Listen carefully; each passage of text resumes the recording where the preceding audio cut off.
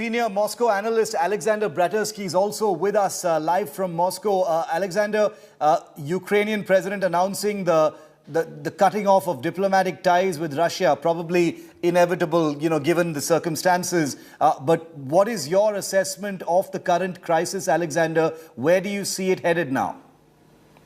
Well, actually, the current crisis is actually seen as a plain invasion by the Russian side. Although I would agree with my colleague from Russia that Ukrainian side for years has neglected Donbass, and President Poroshenko, when he was a commander-in-chief, actually bombed Donbass people, and a lot of them been killed. However, Russia supplied and helped the separatist region with the military aid, and somehow the fighting was, less. And then now it's actually seen the last Putin attempt to kind of like conquer the whole Ukraine. But that looks like his own political decision. We have seen the Security Council meeting where everybody just noted in agreement. Well, I see Russia, I would compare Russia now to the United States as it acted against Yugoslavia in 1999.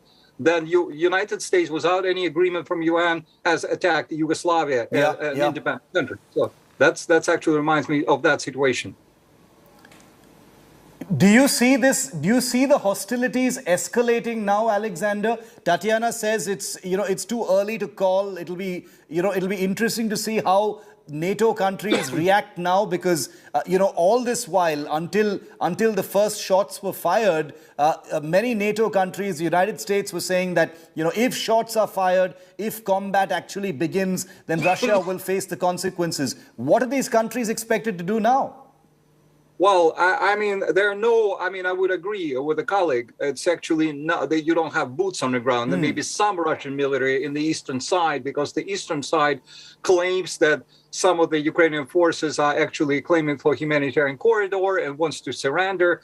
And this is the only possibility. So what Putin is expecting, I don't think so. He's expecting a large-scale war. So probably he wants to do this operation for a couple of days, and then to force President Zelensky and his surroundings to negotiate, maybe with the help of some other sides. Let's say people like senior people in the world, like Prime Minister Modi, for example, or the UN people, because I don't think so the West would be the mediator as it was during the Georgia-Russian conflict. So for Putin, of course, it's not to force the whole Ukraine under his hands, although that might be his political goal, but to force Ukraine into neutrality and not to join NATO. Maybe this will be achieved, but Russia will still face very hard sanctions from the West. That's unfortunately.